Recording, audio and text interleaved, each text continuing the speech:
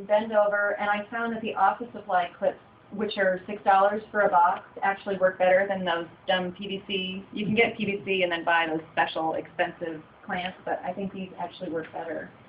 So I've got it doubled over a couple times. I think Elliot Coleman mentioned in the book that if you use a layer of Remay and a plastic house, you get an extra 10 or 20 degrees, and this is what Remay is, that floating row cover, which you can reuse. You can reuse the plastic, and I actually like to use it anytime I seed. I like to put Remay down because rain will wash it down, the crows will come in, so at least it'll give stuff a chance to get going before I take it off and then put it on a different bed.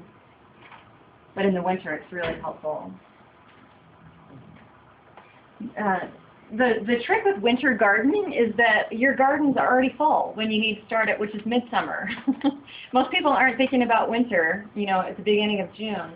And your garden is just coming in, where are you going to put stuff? So what I do is I have a little nursery cart, and I'll start stuff. You can see the slugs hit me pretty hard there, but I'll start stuff on the cart, and then I can move it around to sunlight conditions if I need to.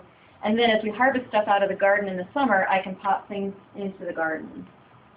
And then when I'm not using it for that, my son has a little dinner salad business, so he takes it around at dinner time and sells lettuce by the leaf for dinner salads, and you can pick whatever leaf you want. Pollinators, all right. In a small space, it's great to have all this food, but if you don't have enough pollinators, you're not going to get a lot of fruit. Especially with tomatoes and squashes, the bees need to visit them at least 8 times before it's pollinated enough to produce anything. So you'll want to make sure that you leave things like this with a kale that flowered that I put in the whiskey barrel so that there was some source for them. Mason bees are great, are native bees, because they come out really early in cold conditions. Whoops, these are just more flower examples that I have, a little herb spiral, feverfew, and hyssop, maybe, lemon verbena, so just different things that are flowering.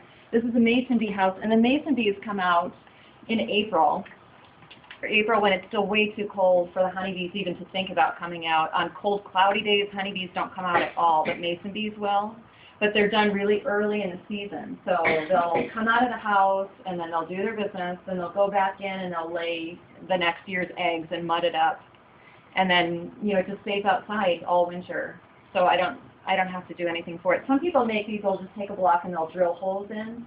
But I actually like these because you can take them out, you can sanitize them. If you're worried about really cold frost, you can throw the little bee larvae in your refrigerator over the winter and then, you know, plop the tray back in when it's warmed up a little bit, just to make sure that you get better bee survival rates.